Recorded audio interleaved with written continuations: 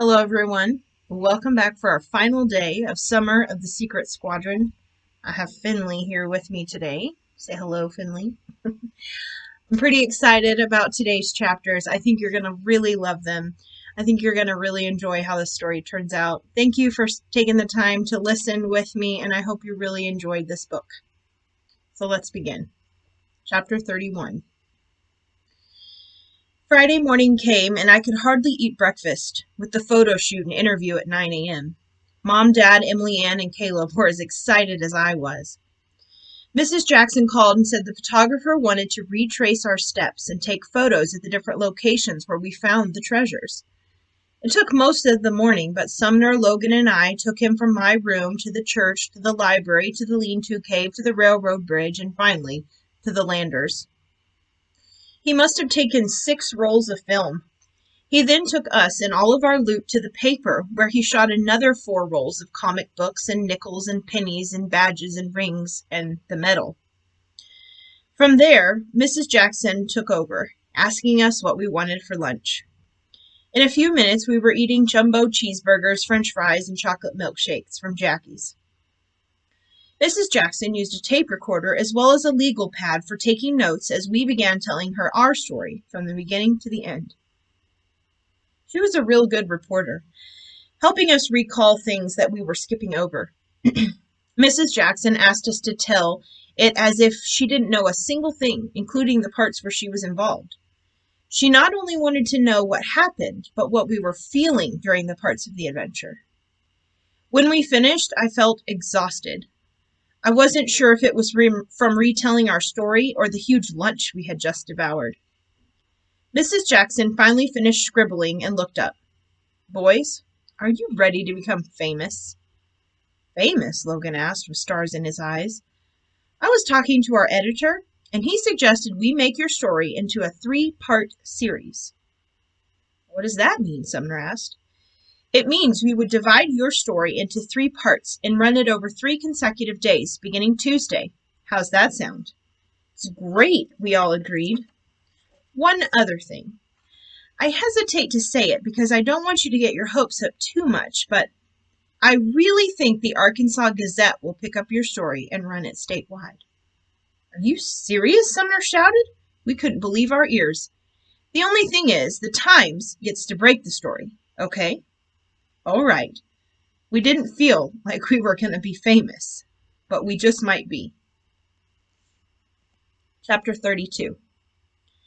The weekend came and went. We spent most of it wandering around aimlessly. After a week like we had, it was hard getting back into our old routine.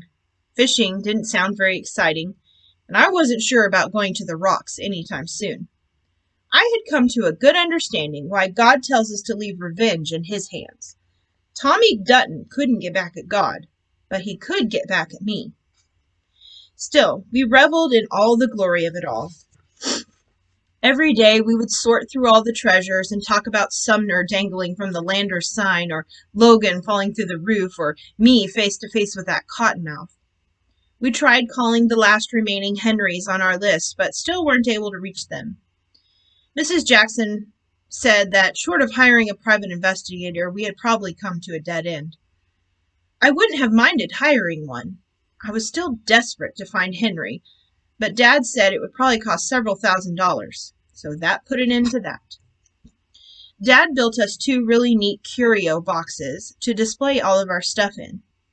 He said after the news broke, everyone was going to want to see our stuff, and this would give them a way to see it without messing it up. We decided we would have to have the display boxes down at the store for a while so the whole town could see our loot. Dad said he might even have to pay us a bonus for all the extra business that it would most likely bring in. Mr. Johnson stayed busy on the computer all weekend. He found quite a bit of our stuff on eBay. One of the buffalo nickels was worth over $1,000. All by itself, and apparently the plastic and brass red stoned ring we found was a collector's item because it was worth over $600. Of course, finding out information like this only made it harder to know what to do. We couldn't decide if we wanted to sell all of it, or part of it, or none of it. There were plenty of things we could think of to do with the money, But when it came down to it, we just couldn't make a decision. It was just too difficult to think of letting all that stuff go. Dad said it wasn't a decision we had to make anytime soon, so we decided to enjoy it all, at least until the end of the summer. Then we'd think about it again. Chapter 33. Tuesday arrived, the big day. Around noon, Mrs. Jackson brought us and the Johnsons 10 copies apiece of the newspaper, hot off the press. The story made the front page with the headline, Return of the Secret Squadron, with a full-color picture of one of the comic book covers. Below was a photo of Logan, Sumner, and me standing in the opening of the lean-to cave. With our backpacks and ropes, we looked like real rock climbers. On page 3, the story continued with the photograph of one of the coded letters and the codograph laying next to it.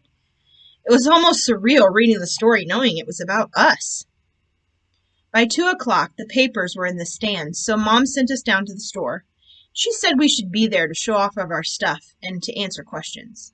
Logan said we should get ready to sign autographs. And he was right. People began trickling into the store, and by 3:30 it was buzzing. People wanted to hear the whole story from our mouths. They brought in their copies of the paper and had us sign them. Jacob and Trevor showed up, along with other kids from school. They all wanted to see the old comic books and everything else for that matter. I was glad Dad had thought of the curio boxes. We didn't make it home that night until after 6 o'clock.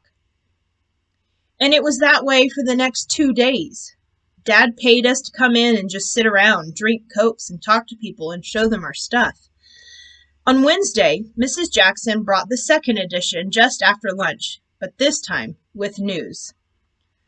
Boys, I have an announcement, Mrs. Jackson said, almost singing. The Gazette is picking it up. It will run in Saturday's edition, the whole story, pictures, and everything. Are you serious? Dad chimed in, more shocked than we were and just as excited. We started jumping up and down and cheering, even Dad. We couldn't wait to read the second part in the series. It told about our Tuesday treasure hunts. There were pictures of the comic books, close-up of the 2 Texans and the rings.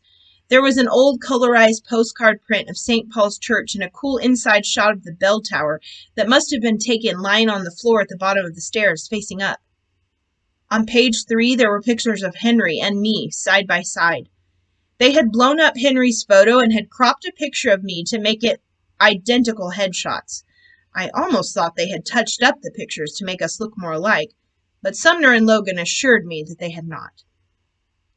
Mrs. Jackson had picked up on how eerie I was feeling about Henry looking so much like me, and she went with it. In fact, she got really creative with the whole thing.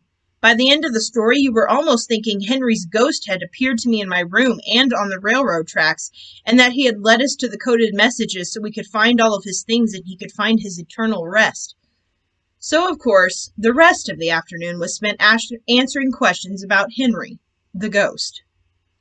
I didn't realize how many times I was going to have to hear, "You and Henry look just alike," or "You could have been twins." It still bothered me a little anyway. But having it crammed down my throat 100 times in one day was driving me insane. I asked Dad if we could duck out at 4:30. We rode our bikes home and hid out at Logan and Sumner's until dinner time. Thursday's edition was the piece de resistance. None of us realized it at the time, but apparently someone from the police department had snapped a photograph of us up on the Landers marquee. The picture had Sumner still on the sign, but one of the policemen had already taken over at the rope while the other was helping Logan and me down. It was a great shot, even if it was a little embarrassing. There were pictures of the nickels, the medal, and the red stone ring, which we learned was called an Aztec sun ring. Mrs. Jackson included an estimate of $5,000 to $10,000 for all the loot we had found. The story included our search for Henry Simmons and ended with a picture of Sumner, Logan, and me with our arms locked around each other's shoulders, grinning from ear to ear. That afternoon, all the talk focused around what we would do with the $5,000 to $10,000 worth of stuff we had. A few people asked if we had any further leads on Henry. By 4 o'clock, we were tired and decided to head home. But just before we left, Mrs. Jackson came again. "Boys, you are not going to believe it," she said, all smiles. "What?" What's going on? Logan asked. I just found out a few minutes ago. The AP is going to run your story. That's the Associated Press. It's nationwide. Nationwide? We all said in disbelief.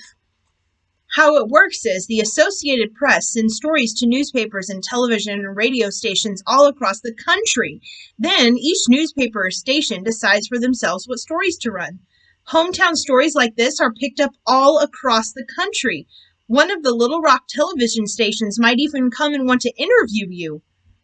We could be on television? Logan's eyes were huge. Without thinking, we all hugged Mrs. Jackson. We didn't even know what to say. Things just kept getting better and better. The Arkansas Gazette ran the story on Saturday, just like Mrs. Jackson said.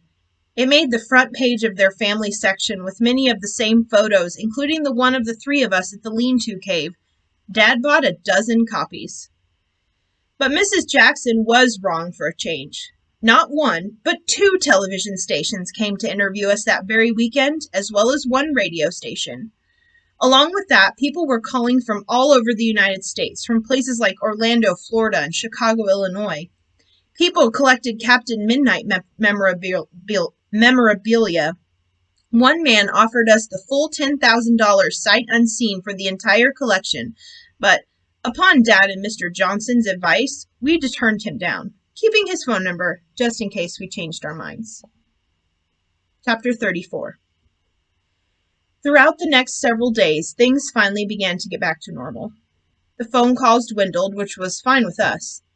The stops on the street or at church became fewer as we eased back into our daily routine of summer living.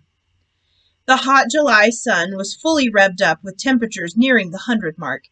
If we were outside, it was in some kind of water. The days were lazy, and it didn't bother us one bit. I guess we felt like we had accomplished enough for one summer, and now the rest was just bonus. The following week, Dad asked Logan, Sumner, and me to come in and do some deep cleaning for the store. Dad had us cleaning out bins and pulling everything from the shelves so we could wipe them down and put everything back. While Dad and Mr. Parks waited on customers, we washed windows and doors and scrubbed every wall in the place. I'd about decided Dad was just making things up for us to do when he called the 3 of us to the front. Dad was talking to an older gentleman when we plodded up to the checkout. Boys, I'd like you to meet someone, Dad said with a light shining in his eyes. This is my son Benjamin and his 2 friends, Sumner and Logan Johnson. Boys, this is Henry. He was a tall and slender man with a head full of graying hair. His face looked every bit of 70, but he stood straight and strong. His countenance was confident and peaceful. You're Henry? I asked as we all wondered. Yes, I'm Henry, the man replied with a smile. You're the kid who hid all the stuff around town? Logan asked. We were all astonished. Dad and Henry chuckled. Yes, I'm the kid who hid all the stuff. How did you find us? I mean, we've been trying to find you. How did you know that? Logan was talking faster than ever. Actually, I did know that, Henry said. I saw your story in the newspaper up in Maryland where I live. So you do live in Maryland, Sumner said. Henry nodded. I was frankly shocked when I saw the story. I figured all those things had been found years ago. It brought back a lot of memories. Anyway, the story mentioned you were looking for me, and so I decided it was time to come back to Batesville. How did you know we were here at the hardware store? Logan continued. Well, I called information.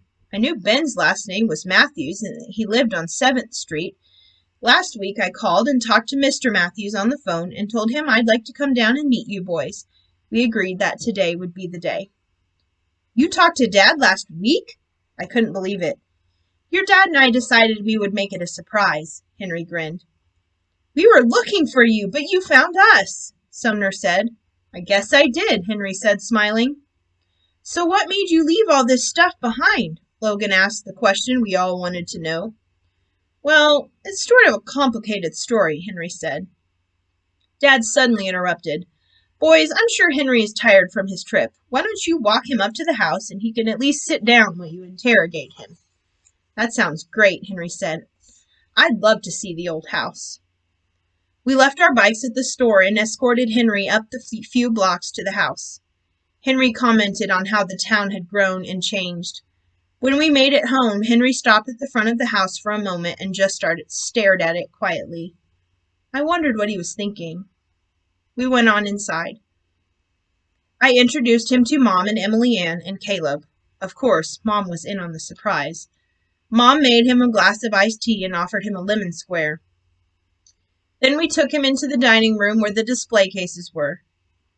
A sad sort of smile came across Henry's face as his eyes fell on the cases full of the things that he had once played with. Slowly, his hand reached in and picked up one of the decoder badges. Gently, he turned the dial back and forth. Replacing the badge, he flipped through a few of the comic books. Finally, he picked out the Aztec ring and attempted to place it on one of his fingers, but of course it was too small even for his pinky. Placing the ring back into the case, Henry turned. They just don't make stuff like that anymore, do they? Henry said as the sadness disappeared from his smile. No, sir, they don't, Sumner assured him. Could I see your room? Henry asked, turning to me. We walked up the stairs to my room, his room. Henry had to duck through the small upstairs doorway. A lot has changed in this house, but I do remember this room, Henry said thoughtfully. He made his way over to the slant-top desk and sat down. He ran his hands across the worn top and then raised the lid to look in. Then quietly he lowered the lid again. He moved to the window seat and sat down on the denim cushion and peered out the window into the backyard. He stared out the window for a minute without speaking, and we dared not speak either. His eyes were full of held-back tears, and there was not even a sad smile on his face this time. Finally, Henry broke the silence. Boys, you see a 70-year-old man before you, but right now I feel like I am as young as you guys. His voice began to break. I must have looked out this window 100 times, and I wrote all those coded messages right there on that slant-top desk. Would you tell us how you ended up leaving all of those things behind when you left Batesville? I inquired. I guess now's as good a time as any. Henry sat down at the desk while we piled onto my bed, all ears. We moved here. That is, my mother, my stepfather, and I moved here from Dardanelle, Arkansas, in May of 1944. My stepfather had taken a new job with the limestone plant out west of here. My mother had married him more out of desperation than love. My real father was one of the pilots who died at Pearl Harbor in 1941, when I was 6 years old. She felt like I needed a father and that both of us needed someone to take care of us, and for a while everything was okay. But my stepfather liked to drink, and he drank a lot. So much so that it cost him his job in Dardanelle. That's why we ended up moving to Batesville in the first place. Once we moved here, Mom hoped he had learned his lesson, but he didn't. Things kept getting worse and worse. He would hardly let Mom or me out of the house. We had no friends, no family. The one thing I had was a radio, and Captain Midnight and the Secret Squadron. I listened to that show every day. It became part of my life. My stepfather kept getting more cruel to my mother and even started hitting her. I just kept withdrawing into this fantasy world that I had made for myself. My stepfather became Ivan Shark, the villain, and my mother was Joyce, and I was one of the Secret Squadron, hoping Captain Midnight would come and save us from it all. One night, my stepfather came in, drunk as usual, making fun of my fantasy world and began tearing up everything in my room. That night, that's when I began hiding anything I didn't want destroyed, and from there it just became part of the game. Why did you never write your full name on any of your stuff? Logan asked. You only wrote Henry. Because my stepfather forbade it. You see, he was very jealous of my dad being a war hero and all. I think deep down he felt guilty for not going over to fight in the war. Anyway, if he ever saw anything of mine with my full name on it, he would tear it up and throw it away. As a matter of fact, that's what he was doing that one night. Then, right before school was to start, my stepfather finally became violent with me. My mom had put up with a lot, but she was not going to put up with that. On the first day of school, she somehow convinced my stepfather to give her the car for the day. While he was at work, she loaded up the car with everything she could and then swung by the school to pick me up. Only after we were outside the city limits did she tell me what we were doing. We were leaving Batesville. We had relatives up in Maryland, and that's where we were going. And we never looked back. Did your parents ever get a divorce? Sumner asked. No, actually, Henry said. My mother's only concern was to get us away from him. Despite everything he had done, Mom couldn't get herself to file for divorce. Then, in December, we received word that he died in that explosion out at the plant. I thought Mom would be relieved, but she took his death very hard. Can you remember your real dad? I asked. Sometimes I think I can, but really I just remember him through the few pictures I have of him and the stories my mom used to tell. I have one picture of him in a pilot's uniform that I used to look at a lot. I guess you could say he was my Captain Midnight. Didn't you ever want to come back and try and find all of your Secret Squadron stuff? Logan asked. Henry grinned. Many times, but there always seemed to be something stopping me. The lack of money, the lack of time, but mostly I think it was the thought of digging up memories that I had buried so long ago. So what made you change your mind? I asked. Then it dawned on me. Did you come to get your stuff? Henry laughed as hard as he shook his head. No, it's not mine anymore. It's yours, and I'm just thrilled that you guys found it. The reason I changed my mind was you, Benjamin. Henry said this, looking at me square in the eyes. When I saw that your last name was Matthews, I knew I had to come. More than any comic books or decoder badges, I've always wanted to know my dad's side of my family. You see, my full name is Henry James Matthews. Matthews? I was confused. We thought your name was Henry Simmons. Simmons was my stepfather's name, not mine. Henry said, my father's name was John Thomas Matthews. He was your great-grandfather's brother, and that makes me your grandfather's first cousin, and you and me third cousins. It took a little while to sink in. That would explain the resemblance, Summer proclaimed. Your dad told me about how you and me looked a lot alike, Henry said, and how it freaked you out. You can say that again, I sighed. We'd all about decided you were some kind of ghost helping us find all this stuff. Well, I wasn't a ghost, but I can't help but believe it was Providence that led you to those coded messages. The fact that your family lives in this very house where I once lived is truly amazing. It's downright spooky, if you ask me, Logan said. Are you going to get to stay long? I asked hopefully. For a few days, anyway, Henry said. There's some things I want to do before I go back to Maryland. Like what? I asked. Well, for one, I'd like to go down to the bayou and then to the teepee cave, Henry admitted almost ashamedly, as if he was confessing some childhood fantasy. Why don't we go right now? Logan said. That sounds great to me. We poured down the stairs and headed out the door. We went to the bayou. We went to the teepee cave, as Henry called it. And over the next 2 days, we took Henry everywhere he wanted to go. Back down to the railroad bridge and down to the rocks. He rang the bells at St. Paul's. We showed him our clubhouse and made him an honorary member. The next morning, Henry packed to leave for Danville, my grandparents' hometown, and where Henry's father was buried. Logan and Sumner came to see him off. We stood on the front porch as Henry was about to leave. Boys, I need to tell you something. I always felt cheated out of my childhood, a normal childhood anyway, but these last 2 days have meant the world to me. I wouldn't trade them for anything, Henry said.